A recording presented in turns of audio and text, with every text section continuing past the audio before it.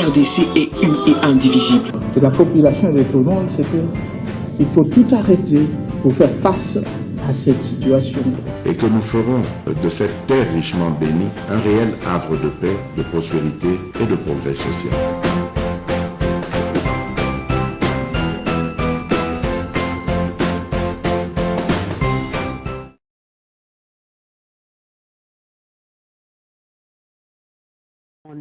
Message du secrétaire général du parti Ensemble. Voilà tout pour les informations du jour, très chers téléspectateurs. Vous êtes nombreux, vous nous suivez. Namikili Abapaya, nous vous disons bonjour et bienvenue dans cette émission Bosolo, na politique officielle, Boali Bisika Banso, Boali Nazi. Na Amérique, na Afrique, boali na Océanie, boali na Europe, bandeko banso to pesi bino mbote, bana nyonso pe ya ville province ya Kinshasa, ba commune nyonso ezali na kati ya Kinshasa, mbote na bino bana ya ba province nyonso ya République démocratique du Congo to pesi bino mbote mingi bisika bozwami. Je vais vous présenter les invités bandeko pena bae na kati ya plateau pour to solola par rapport à ba différentes thématiques on a outi ko pesa bino tout à l'heure. To ali na mwa mboka Yves Mwakasa Ouazali, secrétaire général, il y a parti essor de la République. Mwalamboka Yves, bienvenue. Merci Mamelo. Zali Sengoponangai, Kozali sous invité na plateau à Bosolo. Voilà, merci beaucoup Yves Mwakasa. Toalipe Nandeko Rodrigo Ramazani, porte-parole, il y a parti en vol. Rodrigo Ramazani, bienvenue. Merci Mamelo. Merci pour l'invitation. Pelo Kumoko Pesara Ngonganyon son a parti na biso en vol. Na pesi ba Congolais bipa biso ba kolanda biso mbote. Na kolika ete masolo alelo ko sunga ba Congolais. Ba eba lolenge kani mboka na bango ko kambama pe nini biso to ko banza ndenge nini biso to ko mona ko kamba mboka lobby. Voilà, merci beaucoup à vous Rodrigo Ramazani. J'espère que bande ko boko landa biso banso to aliawa moto wakubo ya culture na mboka na biso azalite mwana mboka Yves Mwakasa. Nakobanda na yo penza pona mituna biso banso to monaki mokolo ya le 24 mokolo yo ba musiciens s'il faut dire ba bande ko célébrer fête et la musique une occasion pour l'artiste musicien à beta penza et s'il faut dire Mindule na kati ya stade de Martyr. Nous avons vu le plan était à craquer. J'espère que bah image ceux qui bande ko bali na on a technique ko balancer les biso ba to penza ba ki moi ko ba ki ko répondre mingi na kati ya mindolo penza moi na mboka Ferregola a betaki par rapport ya journée wana ya musique moi na mboka Mwakasa lecture nini oyo ko sala par rapport ya événement elikaki mokolo ya samedi. Bon, mboka na mboka ezalaka na ba liwa ya kite tour yo. Bon, ils ont un incident fâcheux. Mais mboka na mboka ezalaka na ba atna yango en dehors ya richesse toali nango na mine oyo bato balobelaka mingi richesse makasi to nango pe na Congo ezali culture. Tous un peuple culturellement fort. Et ça la été soki ka otambola na ba réseaux sociaux na ba pays africains mususu okomona comment ba pays bande ko na biso ya Afrika ba sepelaka to pona lo baté ba envie yaka capacité culturelle ya ba congolais parce que le congolais azalaka mutu moko aza inventif awo ko bimisela yo loko moko zomituna mais inspiration o uti wap donc o salamaki na stade Lobiawa ezali une preuve de plus que culture na biso ezali richesse na génération alelo ba musicien bazali belio bazali ko briller mais de manière particulière c'est que tout féliciter Ndeko Ferregola to féliciter Penan de Kofali Poupa pour être moi rivalité bango mi balé ba ko sala ezali pe ko matisa lisusu culture ya mboka na biso parce que ezali ko pousser batu ba ya balanda ba comprendre nini ezali ko sala na français ba benga kango émulation soki nga na ko sala nga na ko sala ko le kayo yo ko sala ko le kanga nga ils ont poussé chacun à tendre vers la perfection donc événement ezalaki événement festif pour la jeunesse ya Congo tout le monde a qui na ba image comment des milliers de jeunes Congolais bazaki kuna pour célébrer concert wana donc je ne peux que dire félicitations à ba artistes nos bazali ko sala lunga mboka na biso. Voilà, merci beaucoup à vous Yves Mwakasa mwana mboka Rodrigo Ramazani. Nini penza lelo s'il faut dire stade de Martyr ezali ko représenter pour les musiciens, pour les pasteurs, pour na homme politique pour bam soubabi et commander thermomètre ba yeba ali wapi nani ali capable de resala plein. D'abord pour un artiste, chapeau un artiste musicien à Bisso, surtout il y a une génération de leadership pour la Sika et décider qu'au défier Salaki, c'est quelque chose de très bien. Une fois de plus, culture congolaise et ali très riche. Tout le monde ne fallait pas, mais moi je veux vous parler aussi de Garli Garveil. Salaki concerne récemment le terrain à Lemba. Les Salaki P, Batebele Bayaki, c'était très bien. Mais et Sengeli Tolo au-delà il y a performance parce que l'artiste n'a pas toujours performant. L'artiste n'a pas performance vocale, performance en termes il y a rassemblement populaire, non soit nezali, mais déficit il y a politique publique pour la quoi accompagner l'artiste n'a pas en vue d'installer effectivement industrie musicale na Congo reste quand même et là comme vous allez na marge mingi. Pourtant l'art en soi, la culture, et koki kozala moko ya ba rubrique, oyo koki ko renflouer qu'est-ce y a l'état, soki tozana vision moko ya makasi, politique publique moko cohérente et coordonnée na simanango pour na ko permettre en fait industrialisation ya musique na biso pour finalement l'artiste na biso ba vivre kaka na mabanga te, l'artiste na biso ba vivre kaka na ko yembaka ba tuté ba vivre effectivement na ba droit aux ko revenir na bango étant que ba auteur, compositeur ainsi que en termes ya ba droit voisin l'artiste ezaka ba musicien te to aller na ba peintre na moni elenge mobali au PMK dima à ça la rappel ba tableau malamu mais est-ce que derrière tout ça il y a une politique pour encadrer, est-ce que derrière tout ça il y a une vision pour nous permettre jeunesse congolaise bah mon au-delà il y a plein d'un stade des martyrs parce qu'attention beaucoup ça peut plein d'un stade des martyrs ça, je parle de manière globale beaucoup ça peut plein d'un stade des martyrs mais après en termes il y a revenu en termes il y a bah droit au artiste et c'est il va récupérer l'artiste va bénéficier pendant la montée et ça mon sala na bango mais par là il faudrait une vraie vision, une vraie recadrage en termes de politique publique pour que l'artiste va se retrouver effectivement basé un talent, un potentiel, une performance sengeli, mais il n'y a aucune politique publique derrière pour accompagner ces artistes que l'artiste va vivre comme il se doit à sauter n'ingé sokode kotambolara désordre lobby ça met vraiment pas les artistes dans de conditions où l'artiste sengeli babi capote ba mona lobby na bango ezala malamu mais derrière tout ça ils allaient simplement conséquence il y a marque politique publique et malheureusement ceux qui dirigent aujourd'hui aussi n'ont pas cette vision là. Le Camboya stade et thermomètre ali à solo. Ben oui, vous savez artiste musicien. Pour l'artiste musicien, moi je peux être d'accord que l'artiste musicien, oui, il y a un problème. Et puis l'acteur politique va estimer que la popularité dans Bango Sengele c'est limité à 80 000 places ou bien à 120 000 places.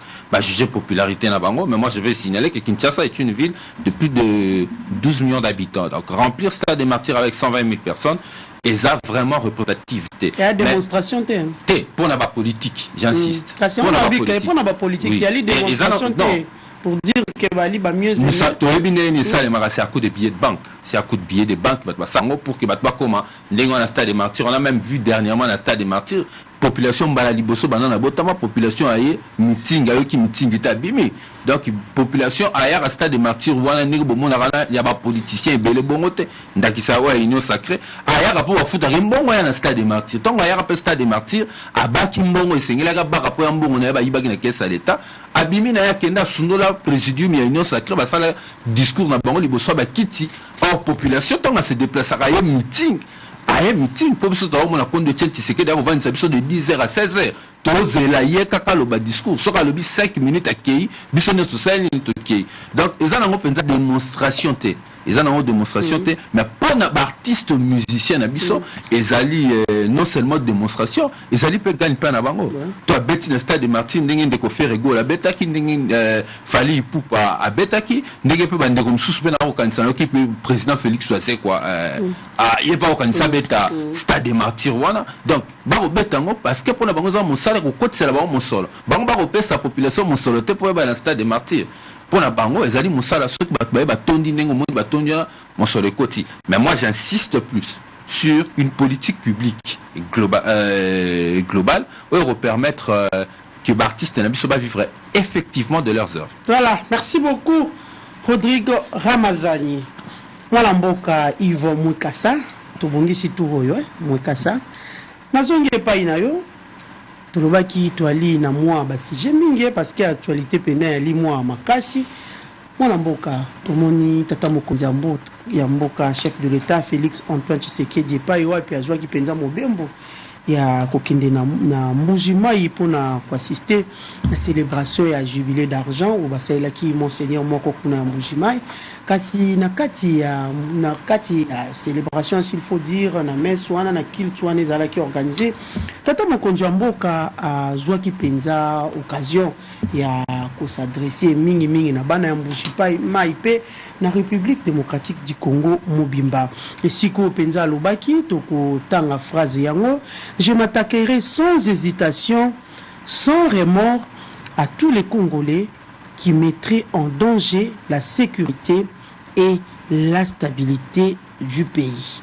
Mwana mboka yo ko analyser yango ndenge nini tango akoloba akosatake sans hésitation.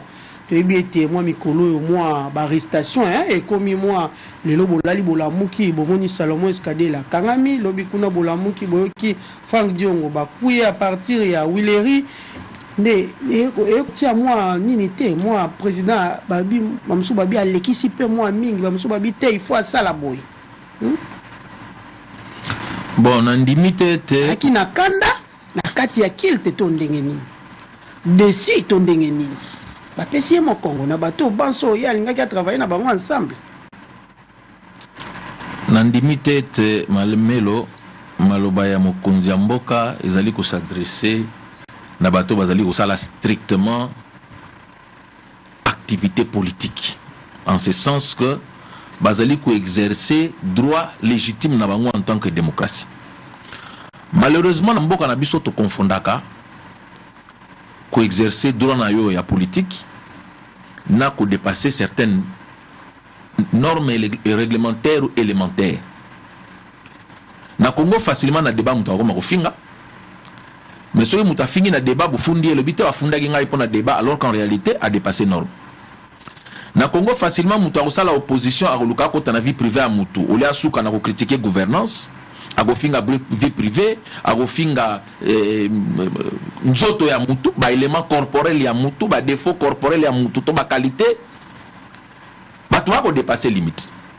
Être opposant ils a droit ya mutu mais ils a pas droit te que ba pesio liberté à kosala nyonso lingi ko niata droit nyonso règle nyonso ya mboka soit disant parce qu'ils sont opposants baka nyonso otomoni jusqu'à lelo ya bande konabiso ya opposition où va se retrouver en difficulté dans la justice. L'idéal, moi je suis foncièrement démocrate, l'idéal pour n'anger aux agriculteurs évoluer dans une société où batikala kokanga opposant à mukolo morote.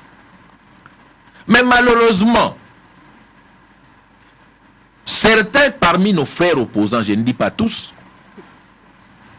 aiment la provocation. Aux opposants, au lieu de canate volo bamakamba, je suis en boka, wandi ko finga Félix Antoine Tshisekedi Tshilombo. Wandi ko finga mwasi nae. Er moko touché na mama nae. Soki bakangi olobi na za opposant, po ani bakangi. Aux opposants, to moni ba image. Na linga mingi te kozala trop catégorique dans makambo état justice parce que en tant qu'avocat nazara na moi ba limite pe na tout que la justice tant à ça la banquette naï mais selon ba image o biso na bino to moni na ba réseaux sociaux ka yande ko na biso Salomon Eskadela ngana yebite so image oneza ya solo to za lokuta mais biso to mona ko na réseaux sociaux que na entourage na ina cercle batura mutuna munduki na yebite oneza ki ya ndeko katumbi to ndeko Eskadela. Mais quand vous moni mutwana munduki, est-ce que parce que ça opposant bolobake bon to tikaina avant na munduki pas opposant?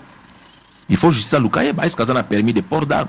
Soit ça a permis de port d'armes, est-ce que ça valide tout ça validité? Ce n'est que ceux qui après enquête judiciaire va se rendre compte que Mouto Azali totalement innocent. Mais malgré on va maintenir en détention, là oui, et comme on a raison qu'on s'inquiéter. Mais tant que justice a kosala musala naie en termes d'enquête de manière préliminaire, je répète, l'idéal pour moi est que tout évolue dans une société où Batika la opposante. Mais malheureusement, quand un opposant viole la loi, ce n'est pas l'opposant qui viole la loi, c'est le citoyen qui viole la loi. Et en tant que citoyen, nous sommes tous égaux devant la loi. Parce que je dirais une chose. Mais dans moto, on peut reconnaître mon dos. On a lobby. Après quelques heures, tout le monde dit moko ya bango pio bako bazana combat ensemble. La lobby que non, il y a qui mon dos qui a garde du corps naé, il y a policier naé. Il justice, il faut ça, il ne suffit pas muto loba, mundu kyoyo, net bakoti bakuti mundu kyao. Ngana lobby yangai, yo lobby ya yo. Il faut justice ça l'enquête naé. Approfondir pas ba réellement ce que ça mundu qui a pour ya garde du corps. Mundu qui a soda. Est-ce que ça mundu qui va pesa qui est dans l'état? Ce qui l'état a pesa qui est en trace ses alliés. Soda non soit dit que tambo na mundu qui atambola kana mukanda. Na mukanda na ba répertorier ka numéro ya série ya mundu qui wa zali nango. Il faut pas vérifier ce que le numéro à série à mundu qui au l'état pesa na soda wana na mundu qui bakangi na maboko na bango. Est-ce que ça la même arme? Yango il ne faut pas crier au feu ou crier au loup avant d'avoir tous les faits. Justice à ça l'enquête na sereinement parce que boyebi ce qui serait tragique aux animes. Toi comme na posture moko parce que quelqu'un est opposant toki soko justice ko simba été. Toza déjà na problème il y a impunité makasi na mboko. Ce qui te baki sango lisusu na makambo etali opposition. Botala kaka spectacle to ali ko vivre na ndeko na biso matata ponyo na likambo ya bukangalonzo. Alors que dans un pays sérieux, balingaki ba tsambisa likambo wana, likambo esili, après ko sili sa ko sambisa, soki aza innocent ba akiteye, soki aza coupable bakangiye. Malheureusement et pas na biso, bato bazui yango ba balisi yango tellement na aspect politique que ce que justice le bien ça la aime pas eza politique, eza justice. Alors qu'en réalité, il y a un fait, il y a des faits. Oh, il mérité qu'on recevoir enquête et justice. Mbongo magina kesa l'état pour na bukanga lonzo. Mbongo wane sali musala na ngote. Il faut tout le monde clair.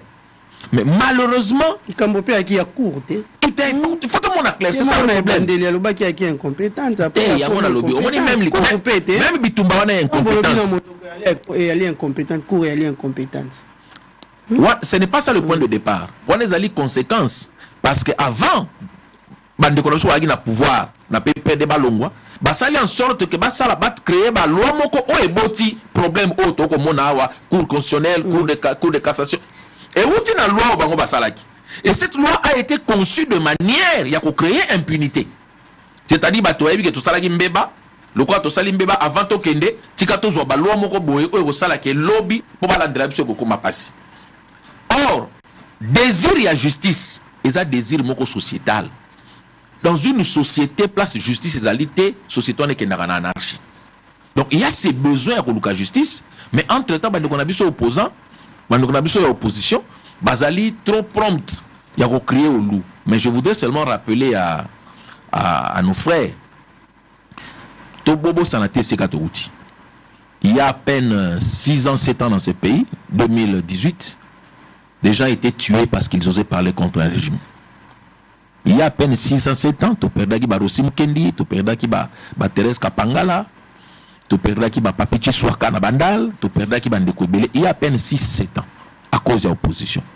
Donc, il ne faut pas que Tiaka na balance moko ce qui se fait aujourd'hui avec ce que nous avons vécu il y a 7 ans, 8 ans. Voilà, retournons dans le propos, il y a chef de l'État.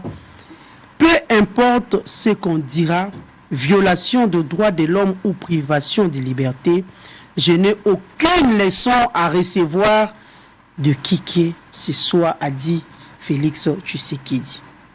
Langage ya nazongeli ka ndena bandaki ya malobana ya mwa makasi langage wane ali ya intimidation. Kada tu ali ka langage diplomatique. Et ça langage ya fermeté. Bato bako zongela babi obena kilte ndabi misi maloba ya makasi nyoso boye. Bon, la zongeli osusu chef de l'État ali dessus ou comment? Et ça simplement langage ya fermeté. Tout Congolais. Et ça la bande qu'on a besoin d'opposition. Et ça la biso. Ce pays a un problème d'impunité. Biso nous bien. Il suffit la mkananda qu'on a tongo avant comme en ville. Au monde a violation a norme attaque 40 et au banana roulage à coin à venir à Osenga Mbongo et l'ombe wane qui pas muto ko respecter code de la route et tin komanda na setilikolo. Alors quand le chef de l'État décide, il y a une posture de fermeté face il y a violation, il y a norme de droit. Au contraire, il fallait que tu acclamer yango. Dès qu'on a lobby, ma bende tout monde a abus. Mais la volonté exprimée, il y a la plus rigoureux face à la violation à normes, il faut une opposition, nabiso, tout acclamer en parce que et qu'on contribue à résoudre le problème Yamboka. Maintenant, si dans l'exercice, il y a cette fermeté, il y a des cas où le bango va répertorier comme la violation à droit. Il y a l'une des fermeté, hein. Oui, c'est fermeté. Fermeté quand on a respect à la loi. Nous avons un ministre chargé il y a des droits humains dans le gouvernement qui est là justement pour veiller à ce que Moussala justice ali ko sala et que ezala excessivité. Moussala na ya ngwana azali wana chaque fois pour nous rappeler un peu à l'ordre vous violez droit à moutou vous salez le kobo. Donc il y a des canaux officiels, il y a bien qui permettent na bango s'il constate baka il y a violation à droit pour pas remonter information. Mais dire que parce qu'un chef dans un pays où l'impunité règne comme le Congo prend la décision, il y a quoi appliquer fermeté, mais il faut tout acclamer en gros. Papa, maman, nanzela na biso kaka ndeka lobi na tombo lelo. Ba chauffeur ba ko tambola sans permis ba combien. Ba to l'état ba ko baza ko tracasser ba tout sans respecter normes ba combien. Nous avons besoin de la rigueur dans ce pays. Je ne dis pas de la dictature, je dis de la rigueur. Tozana besoin ya rigueur na mboka oyo toyekola tozongela kobanga l'état tozongela kobanga pouvoir public l'état muninga na yote batu ba yibaka batu ba salaka ba mbeba lolenge na lolenge parce que les gens ne craignent plus l'état mutavani na ye le pangu na ya somba ke sukiawa a débordé le pangu na ye a 8 mois en prise sur balabala public pour bazo banga l'état te. Donc discours ya chef de l'état et ça simplement un discours de fermeté pour nous être sikoyo tozozonga na rigueur ya loi ndenge sengeli pour respecter la norme nulle part à l'obik à rekende au-delà de la loi pour appliquer une rigueur excessive sur qui que ce soit. Nakoyoka tata mokonzi ya mboka boye na ba propos na ndenge lobi et kaka posture nde ya fermeté nakoyoka et n'est-ce pas que les gens peuvent dire que non c'est le chef de l'état qui est derrière toutes les arrestations et autres. Oyebi na mboka na biso to mesalaka difficilement na fermeté.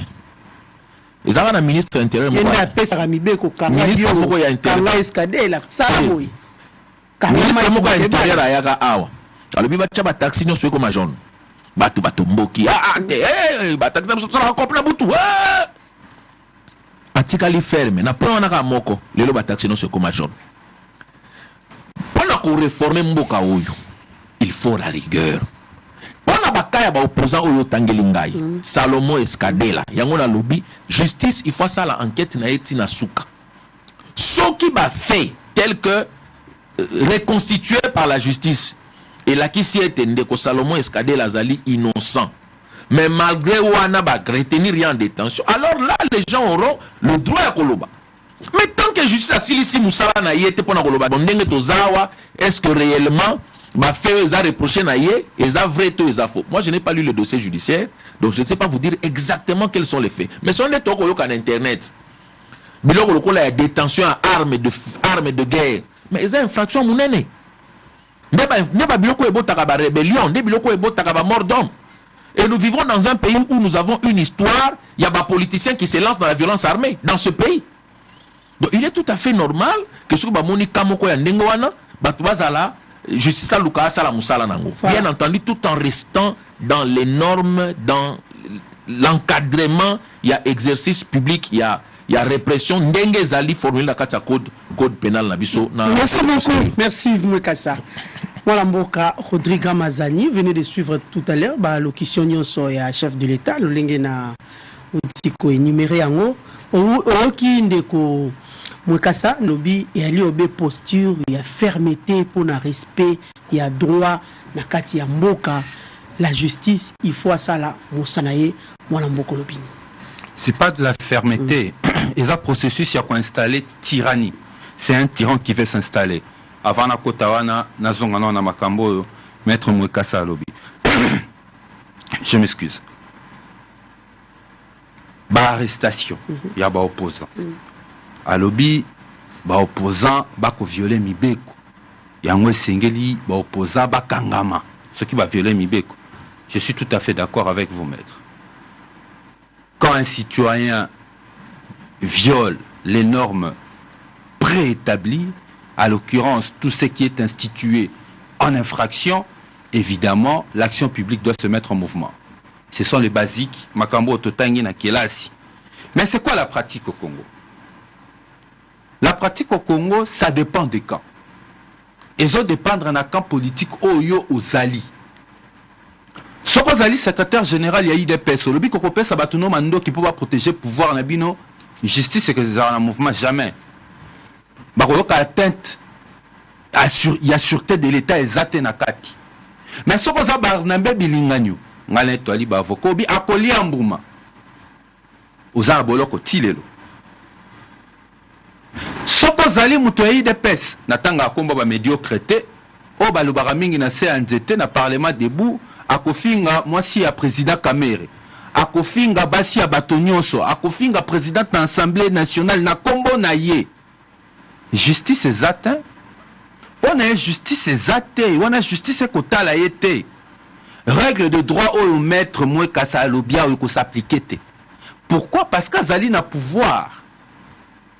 Mais ce que Zali Jimmy Kitenge, balobi faux bruit. Ok na aner. Et souka wana te mama. Babe bakangi Salomon Escadela na Monduki.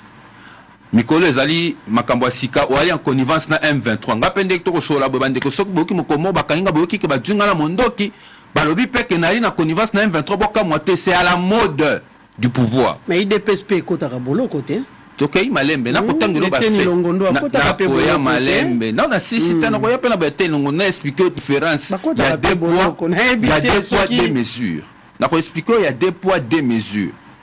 Natangelo kombo elenge moko. Il y a un vol. Laisse au Melonga. Plus de 60 jours détenus à la nerf. Yé, babi que Salomon Escadela ba tuer na Monduki. Balobi que nani oh nani Franck Diongo, président Diongo peut ba tuer na Monduki paraîtrait qu'il y a ça la tête na sûreté à l'état. Voilà na kati ya motuka. Na kati ya motuka. Mais tout le monde peut permis de port d'armes, hein, babimi ça qui pas ba avocat na. Donc, si ko ba ebisa biso numéro kokani ba ebisa biso ya tanga kili kampani na koya na kati ya dossier te na lobi oyo ba fenga la moni ye pas za na ba réserve pour ton na kati ya ba dossier wana te. De toutes les façons, bon, au moins ba communicateur pa il y a union sacrée vraiment compliqué pour na na moko ko peso ba détail ya dossier a ko peso penda ba détail ya dossier on dirait ye azali na kati ya phase ya préjuridictionnel wana ya secret. Mais bon, on a kangi parenthèse on a bon. Mais l'inso melonga. Oh bakangi plus de 60 jours à la nerf. Après l'information m'a dit c'est pas bato Monisco. Bato balandela ka ba ONG l'endeka ba droit de l'homme. Ba le but ki kotala dossier à l'inso melonga za vide. Aner abisi bon qui était dossier elenge wana za vide, c'est un jeune médecin. Aza chargé aza responsable des cellules de communication numérique qui en vol.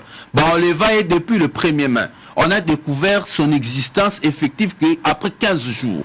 Interdit de voir ni sa famille ni ses avocats jusqu'aujourd'hui. Ouaneza baka spécial pour nous poser. C'est parce que l'un Somelong a détenu aujourd'hui à l'ANR. Pourquoi? Ce qui n'a lobby que l'un Somelong a pas condition ANR a c'est parce que bang a un problème il faut autorisation à haute hiérarchie. Si quoi on a ce qu'on a lobby que l'un Somelong a zali prisonnier personnel il y a Félix Tshisekedi. Oui, bon, on va revenir. Au fin du chef de l'État, outrage à chef de l'État. Non, ils ont outrage, cher maître. Parce que l'ANR est placé sous l'autorité directe du président de la République.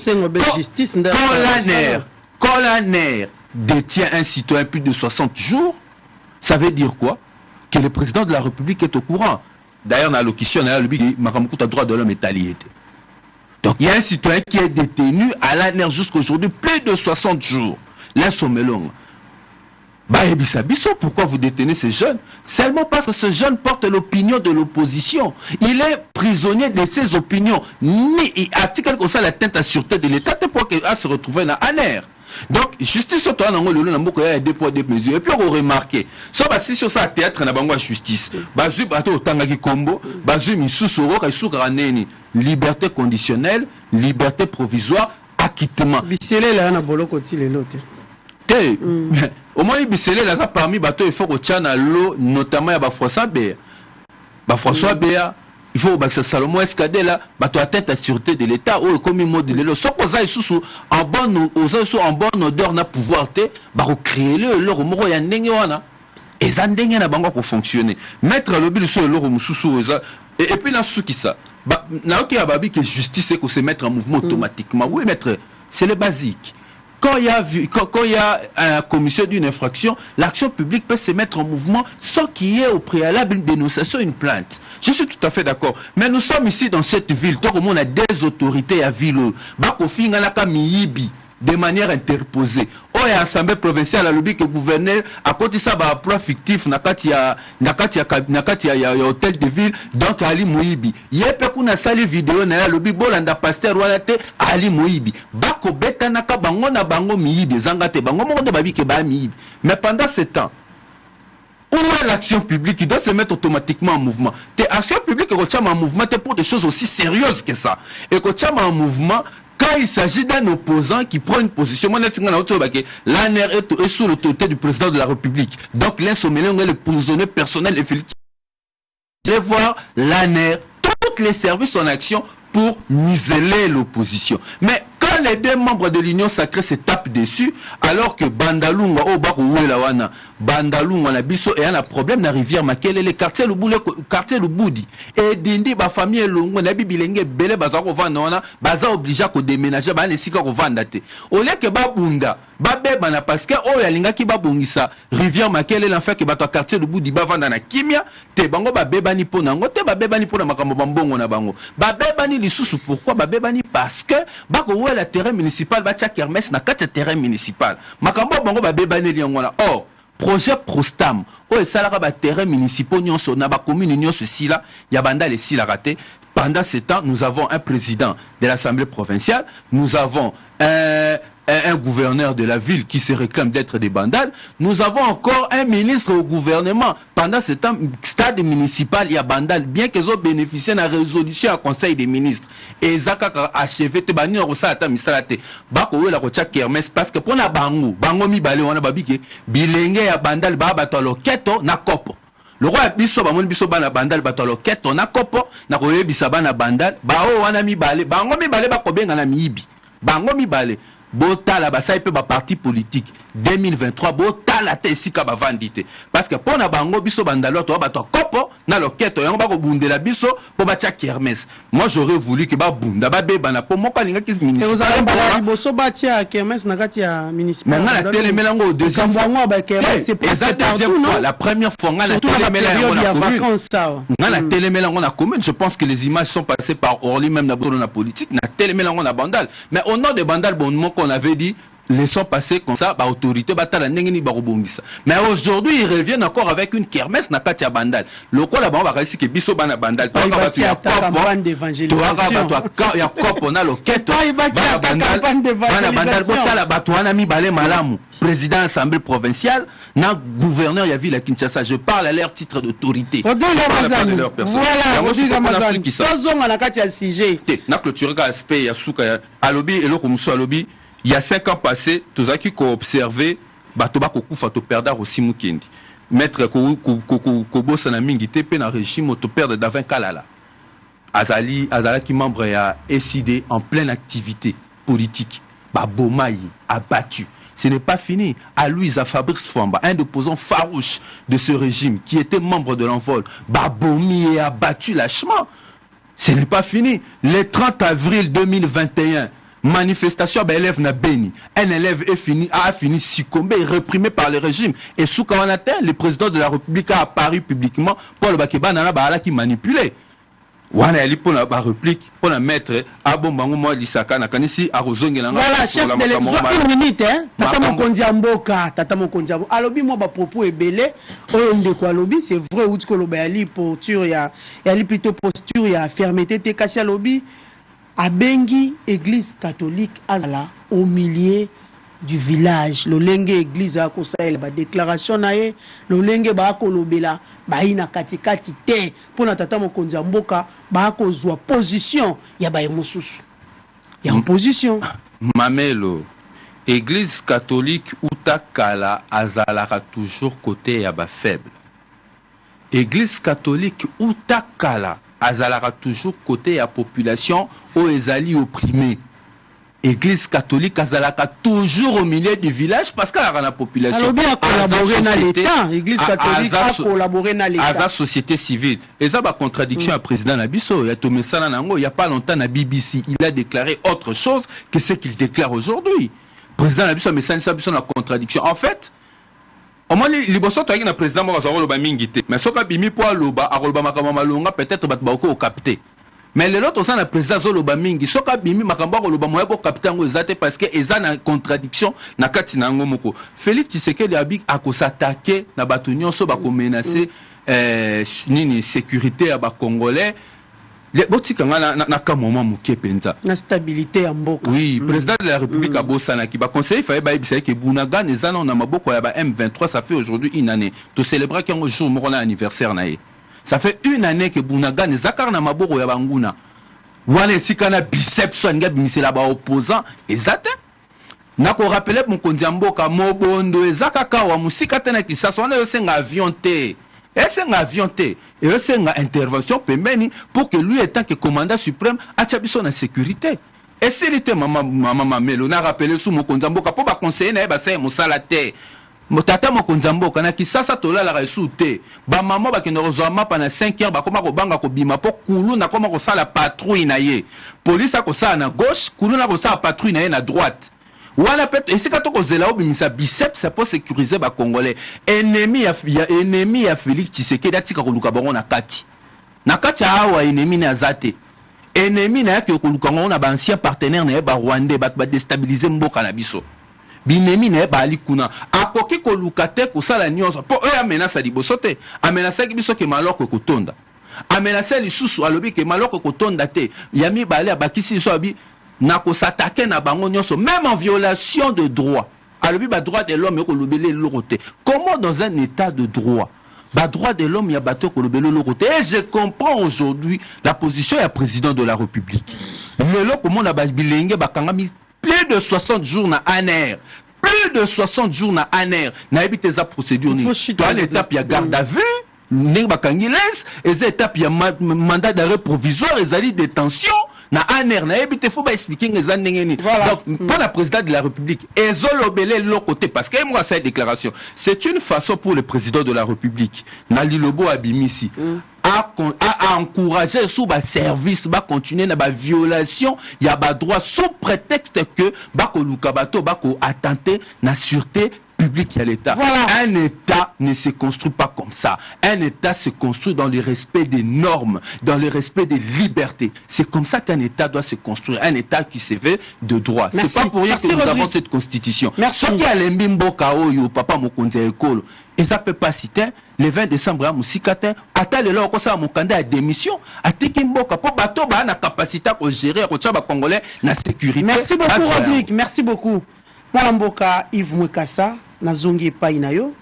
Nazongi shobe motuna ya on appelle ki Rodrigue epai wapi tata mokonzi mboka Félix Antoine Tshisekedi abengi Église catholique a collaborer, à travailler ensemble dans l'État. Et si on peut aller bali au milieu du village T, bah couper ça, moi position moko nangambo na bango. Habité moi na mboka motune ali lisusu. Tata mokonzi mboka, bato banso ba milité na ye, ba uti nangambo ya opposition. Toyoka kapé na bambulu ele kaka na ba 2016 qui opposition à l'église catholique et pas Iwapi. C'est vrai, vous n'êtes pas des l'UDPS, mais vous allez quand même na Nini Moko, vous allez na l'union sacrée, oui, vous êtes des alliés. Et pas Iwapi, IDS.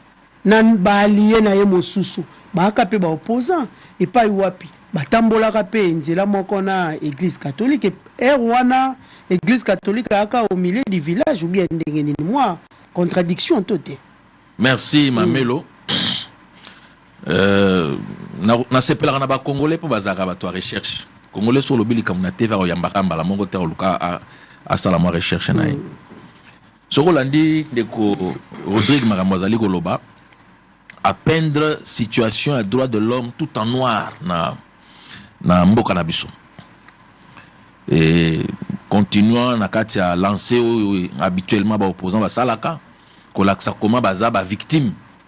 Il y a une oppression injustifiée. Mais na kozwaka belema mibale na maloba na ye moko. Alobi bakangi ndeko Salomon, bakangi ndeko Frank Diongo, tout ça pour baza ba opposant. Mais lui-même reconnaît que bandeko wana bazaki na ba arme à feu et nulle part, pas un seul ya bandeko wana lobi ke ba arme wana ezalaki ya yete ba tchele ya kochela. Toyebi na mboko yo ba tchela ba plantela pasteur Coutinho Manduki. Ba tubaye ba koti ba tiki Manduki ezalaki ya yete. Mais bango na justification na bango ba lobi toza na permis de port d'armes. Donc ba reconnaître que ba arme wana ezalaki effectivement ya bango. Siko yebisa ngai. Soki ndeti ngabo. Simple citoyen congolais. Na bimi libanda un policier a moni nga na Munduki. Oui ou non il faut interpeller nga poye basoki na zana droit aux na Munduki tote. C'est logique. Soki ba moni nga na Munduki nga civil. Il faut ba interpeller ngai. Quitte à ce que na bimisa mukanda o na zanango et l'accès à solo soki mukanda ngo est véritable. Donc déjà en reconnaissant le fait que effectivement bazala ki na Manduki. Même si ba y a une cause justificative en disant que Manduki on ezala ki na permis. Mais en reconnaissant d'abord le fait que le Manduki ezalaki, donc l'enquête est légale. C'est normal, enquête moko ezala initiée pour Manduki ezali. Si quoi il faut qu'on vérifie est-ce que Mutoyo azana Manduki azana droit ya kozala na yango tote, ça c'est autre chose. Kozwa ba fe wana au bongoli pour faire croire que bakangi mutu pamba, ça chez les Congolais ça ne passe pas. Congolais azolanda. Boyoki ni Salomon ni Frank Diongo balo ba que police de Tcheleke ba Manduki wana mituka. Bazo reconnaître que bazaki na Manduki. Mais ils disent Manduki tozaki nango ezana mukanda. En pareille circonstance, supposons qu'il ne s'agit pas d'un politicien. Yo ozola nanga ndako. Ozala Munduki. Policier moko amoni kozala Munduki. Ba okangote pour raison d'enquête. Restons na makambo oyo ezali normal.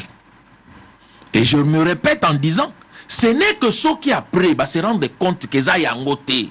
Malgré wana ba insister ko kanga mutu. Neto koti na kati abus. Mais le simple fait de déclencher une enquête parce qu'on a trouvé une arme à feu. Na maboko un opposant, sauf si tolingi na biso mboka ngeza na loi te. Pour ce que ça yo ozola nanga ndako. O leki kana ko ya vini na bino police moko amoni moi Munduki na bakozwa yote. C'est pourquoi il faut battre les opposants alors que les citoyens congolais ne comprendre Munduki wana zanini. Et loka mi balé. Ndeko atangelinga liste ba martyrs ba ndeko ba ko inalinga mi ko ba biloko wana te po na mitiaka na place ba famille o ba perdre ba tuna bango. Mais na sengika na ba congolais na ba kombo o ye moko atangi notamment militant na bango moko na Luisa kombo ya Fabrice Fwamba o ya lobi ke ba l'état de bomiye bobetaka na Google ngana betika na Google sikoyo na moni version mususu eza o ya zolobate na boko kokota na ba détail belé par respect pour la famille. Mais bino moko abokota na Google bobeta kombo wana Fabrice Fwamba bomona qu'il y a une autre version o soi-disant fou, soi-disant babageli bende vraiment na kokota na détail wana te. Simplement pour envoyer sa contradicteur nangai était tout rester dans les faits na juste mesure ya makambuto kosala. Chercher à peindre le régime en noir, même si ko eza pembe, ça n'avance pas l'opposition. Au contraire, il faut que Luka fait au eza réel, parce que le problème est réel les ali. Kassialobi, l'un des militants, il y a, s'il faut dire membre, il y a un vol. Azali jusque-là na aner. Alobi tout à l'heure qui dossier est vide. Il y a comment obé prisonnier chef de l'État. Yango moni na yé nanga tolobi te totangi ba fait dossier wana. Mais la réalité c'est laquelle? Il y a confirmé. Il y a zawana. Il y a zapi membre en vol. Siko y a za libre pani. Na ba membre nyonso en vol ba na Congo. Bango nyonso bazia ko kangama. N'y a-t-il pas un élément déclencheur? Je ne cherche pas à justifier pour nayebi dossier. N'y a-t-il pas un élément déclencheur ou peut-être est-il qui était initié enquête? Je ne sais pas. Mais dire que Bakangi est pour un membre en vol, il est un membre en vol, mais il est libre. Il y a certainement peut-être un élément déclencheur où il s'agit que va interpeller. Mais comme je l'ai dit tantôt, ceux qui va se rendre compte que l'interpellation a et qui va excès commis, il y a un ministre chargé à droits humains qui n'hésite pas à critiquer le gouvernement quand il est faux. Fabrice Pouela. Parfois, le gouvernement Sali di Kambou, il y a Sali communiqué à critiquer le gouvernement Sali. Parce que Aza vraiment, vous savez, Moussa est un ministre des droits humains. Donc, bah, comme il a y est, bah, saisir y est. Alors, il y a un soit que ceux qui ont agent en ABC, qu'il faut que tout la hiérarchie, il dit que le chef de l'État, tout éviter l'amalgame. Hiérarchie est belé. Ceux qui ont écouté un agent, même si à l'objet haute hiérarchie, ça ne veut pas dire le chef de l'État. Ça peut être Bakunzina Bango, Aner Ezagana AG, Ezagana administrateur général Mibale, et puis Ezana administrateur principal. Hiérarchie à Aner Bazé Belé, Bakunzi, on a l'école Bazé Belé. Quand tu poses la question à un agent, non, c'est un peu forcer les choses. Tolérance, vous écrivez. Tant que super fachi, ayebi na épée gêne au bakangite. Ayebi. Tant que mususu, attends musu pas ayebi était, tant musu pas il n'a jamais entendu parler de ayebi à ta dossier. Mais quand on dit haute autorité, bino bozu bobambien dans pourquoi n'est pas, j'aurais encore aimé, oui bisangai que nengezawa tala tosala qui démarche boy. Nous avons écrit au ministre des droits humains. T'as la réponse d'ailleurs est incorrecte. Nous avons saisi le parquet pour la Likambouana parce que le Bikazala qui a enlevé, enlèvement des infractions. T'as la réponse parquet Pessibiso. Tokendagi tosala qui procédure boye. Là j'aurais dit ah ok. Mais vous n'avez entrepris aucune procédure ya Nengewana et vous insinuer et puis vous conclure binomoko que voilà Azali prisonnier personnel de Félix Antoine Tshisekedi Tshilombo alors que en toute probabilité Félix Antoine Tshisekedi ne le connaît peut-être même pas. Donc, Tozwa, feignon sauté, to bamba fachi nanzoto. Maintenant, pour nous, état l'église catholique.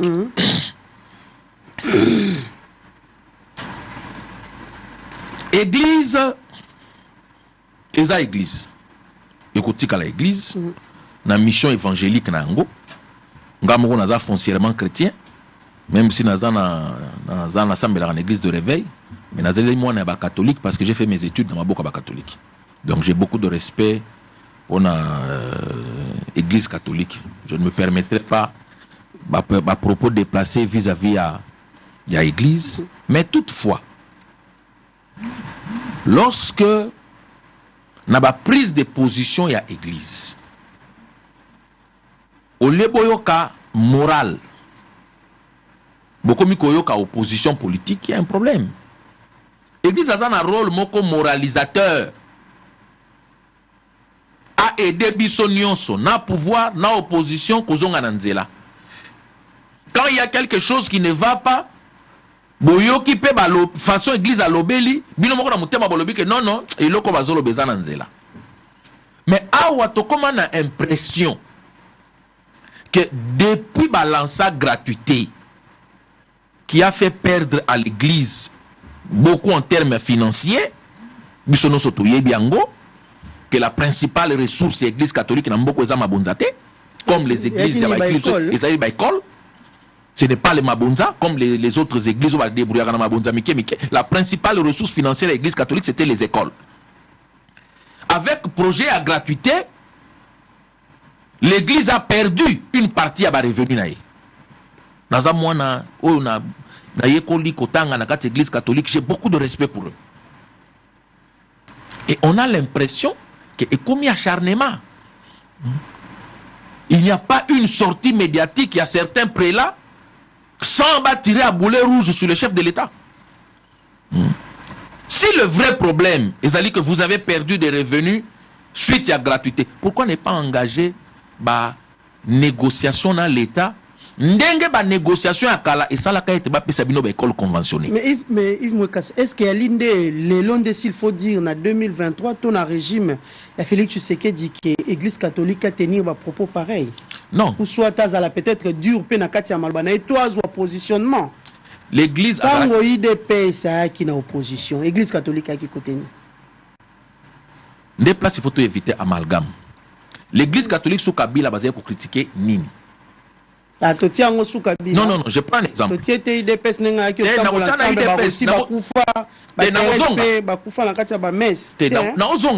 Nous expliquer pourquoi l'église a farouchement opposé na régime à Kabila. 1. Les prêtres ont été dénudés à Bilamba. Na régime aussi les prêtres Bilamba. Basoda bakota na kati l'église ko beta gaz lacrymogène na victoire, na église catholique eza na victoire. Nga moko na zaka na église catholique à Delvaux, donc basoda ba beta biso gaz lacrymogène na kati. Bomoni ngo na régime. Ça veut dire que les faits ne sont pas les mêmes. Tant on a bazaki ko critiquer une répression sanglante. Désacralisation église, ba policier bazo kota tina kati église, ba jeune ya parti politique ba prendre d'assaut la grande cathédrale à Kinshasa. Ba koti ba bito ko bimate. Les faits ne sont pas les mêmes. Gravité à ba fait ou ça qui était église a télé mais la farouchement le régime passé. Dans l'élo ce n'est pas la même chose. L'élo se retourne les anines. Oh balingi ba préparer fraude. Fraude on va préparer oh bon on a mis sous thé. Alors que loi électorale oh ninga ba sali yango ba tie ba garde fou bebele tika na puna lembo lango pona ba congolais pe ba to comprendre que ti ko poso ba fraude pour le belle élection. OK na bozongi là. Donc pour dire que ce qu'on vendit sereinement au Tuni bon OK.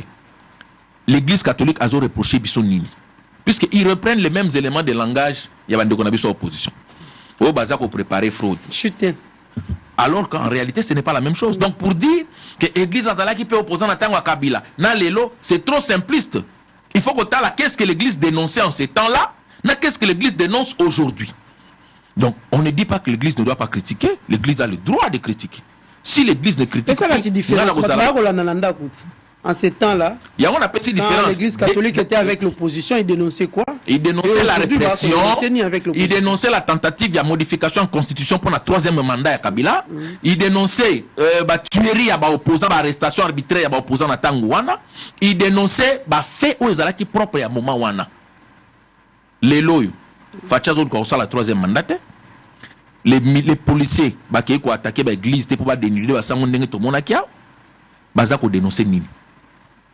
Parce que l'arrestation peut être quelles arrestations na otu ko expliquer awa kamoko ya tangeli biso ngana na bimis na betika na Google il y a pas une arrestation flagrante auto ko ba kepenza oyo bakangi pas sali lokote nani puisque ba ono so ya tangi bango moko ba reconnaître bazaki na minduki. Quelle est cette arrestation ba solo oh lelo pena to ko ba il y a pas un autre fait ezaka ba kangi pas za opposant batanga biso kombo alingaki a échappé tangi lobili kambu ya biselele likambo ya François alobaki likambo ya moto alobaki chef de l'état kolia mbomati entre nous bon na kokota na détail mingi te na zaka na détail te alobi tanga ba opposant alobi batanga ba opposant ngote bon yo moko alobaki chef de l'état kolia mboma tozaka na ba bonne relation na Barnabé donc na kokota mingi na dossier wana te on a eu à faire plusieurs émissions ensemble. Et par civilité, on a de très bonnes relations. Mais Yomoko Lobby, l'élément déclencheur, c'est quoi? Non, je vais y arriver. L'élément déclencheur, c'est quoi? Aloba qui chef de l'État, Golia Mbouma. Donc on ne l'a pas arrêté parce qu'il est opposant d'abord. On l'a arrêté d'abord pour Aloba qui chef de l'État, Golia Mbouma. Maintenant, il faut voir, est-ce que la sanction qu'il a reçue est proportionnelle à l'infraction à commettre? Là, c'est autre chose. Mais il y a un élément déclencheur. Quel est cet opposant au Bakangi Takapoaza opposant? Azate. Quel est cet opposant au Bakangi pour dénoncer mauvaise gestion? Azate. Quel est cet opposant au Bakangi? Nani? Au Bossani. Ensemble. Ah, non, on a pas Jean-Marc Kabound a tenu ses propos. Jean-Marc Kabound a tenu ses propos en public. En live, dans la Zoloba. Pas le qui a malam. Na oloba ki ya mabe population congolaise ba yepi mais là on a ligné na rappeler on a ligné na loba ezali nini ko comparer régime ya Félix Tshisekedi en 2023 na fin ya premier mandat na ye na la répression ou epoussa qui église à kota makambo ya na fin ya régime ya Kabila ce n'est pas la même chose. Répression ou epoussa qui église atambola na UDPS dans les années 90 tango basalaka massacre ya ba chrétien na contexte ya lelo ce n'est pas la même chose. Il faut qu'on garde la mesure, il y a contexte autosali. Merci. Il faut chuter. Ok. Voilà, merci beaucoup. Rodrigue Amazani. Mamelo. Mouka Lobi est belé. Ni Kambute. Tout ça, potolo, tout ça, on a Congolais. Les Congolais ne va juger. Ma kamuni ni tokoloba. zongisa pena na Bon, mituna mingi ya ndeko Mokasa. kata mais par élégance na sala qui en roté. Ndeko Mokasa ko selinga makamba lobi que moi j'ai reconnu que ba arme appartenait qui na SKD la na Franck Diongo. Je n'avais évoqué qu'un seul cas, le cas de Franck Diongo. Na bisa ki même mamelo que to moni ba avocat na ba bimisi permis ya port d'armes. Et puis na soki na lobi dossier wana moyen na kota ba dossier na profondeur ya te ba dossier wana ezali na phase préjuridictionnelle. N'est-ce pas? Ouais, je crois que même Mamelo a zongisa que le sous na likambo ya mata ya SKD là.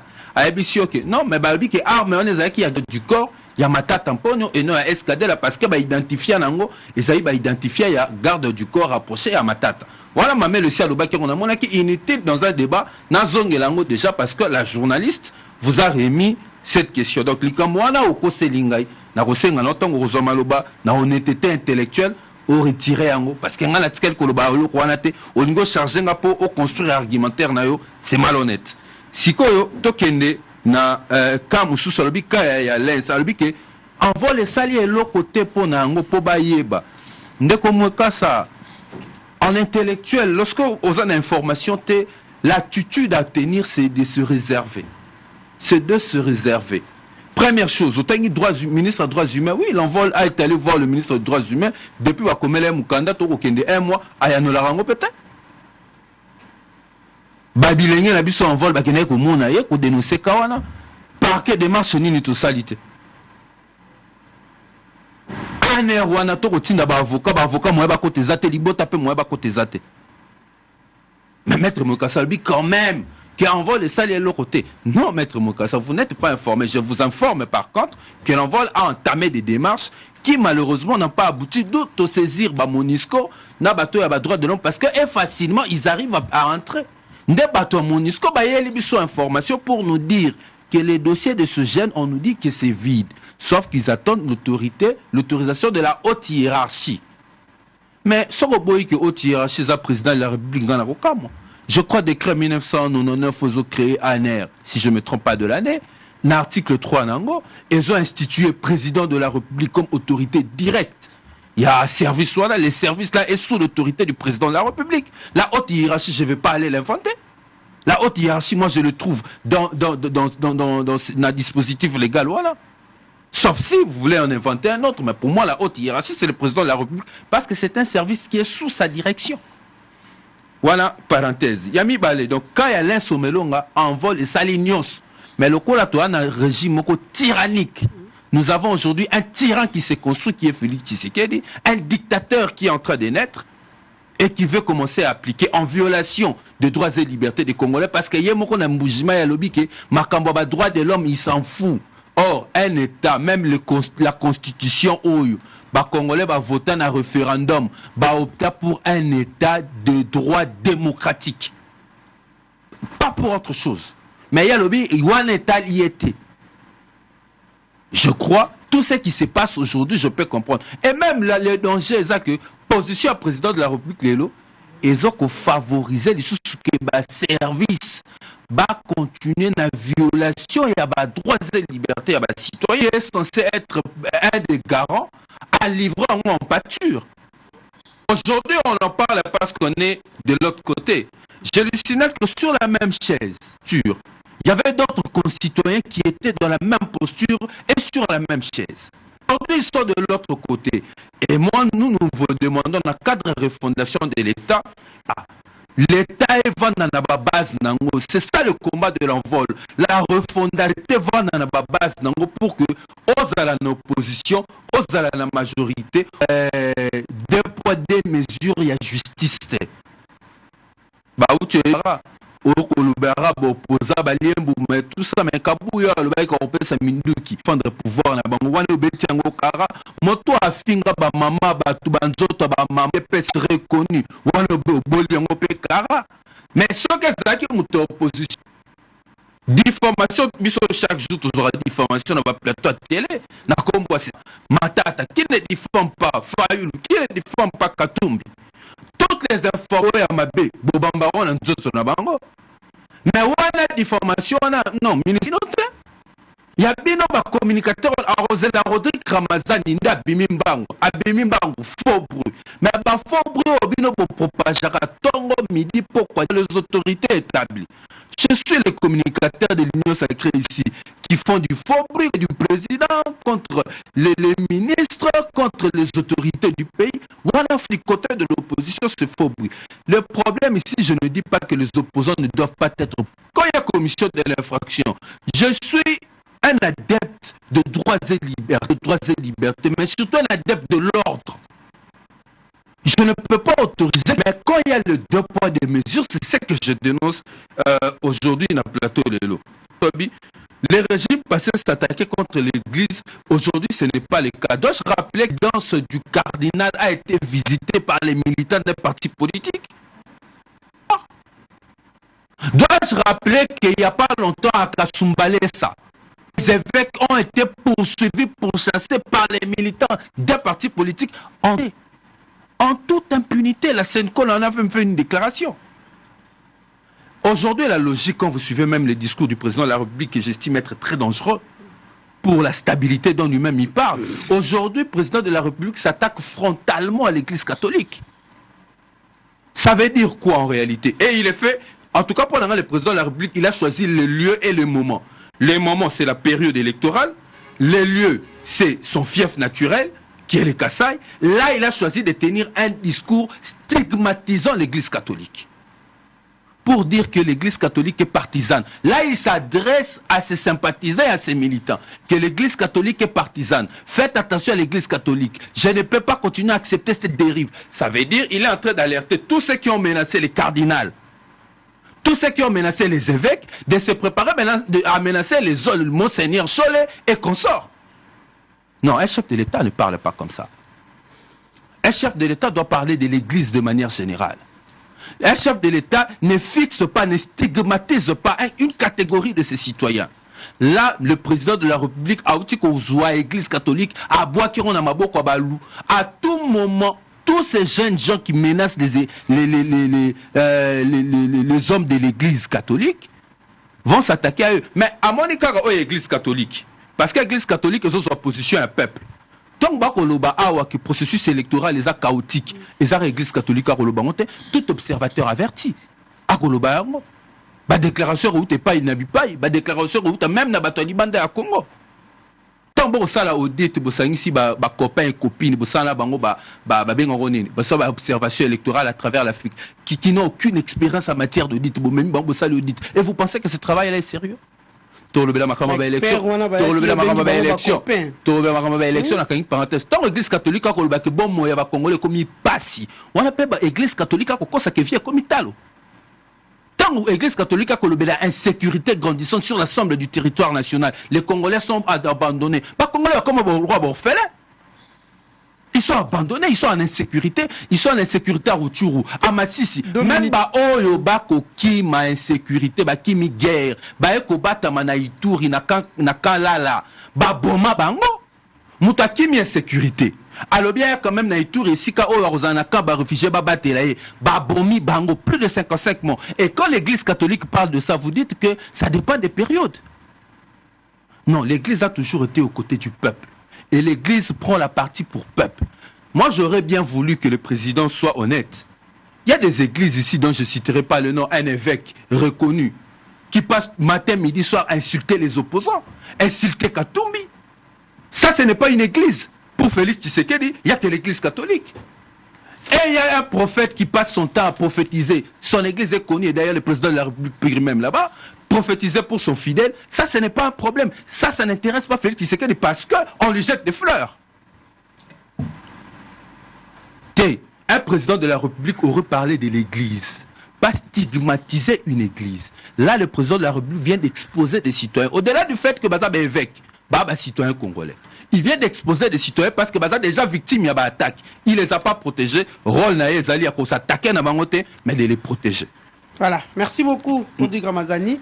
Nous allons prendre quelques éléments avant, toujours vraiment, avant-dernière thématique Nabiso, en marge du DRC Mining Week.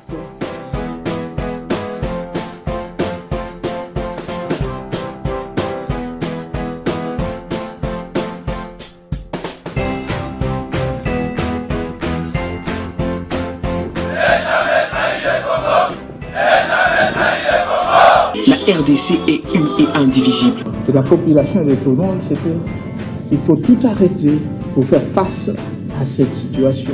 Et que nous ferons de cette terre richement bénie un réel havre de paix, de prospérité et de progrès social.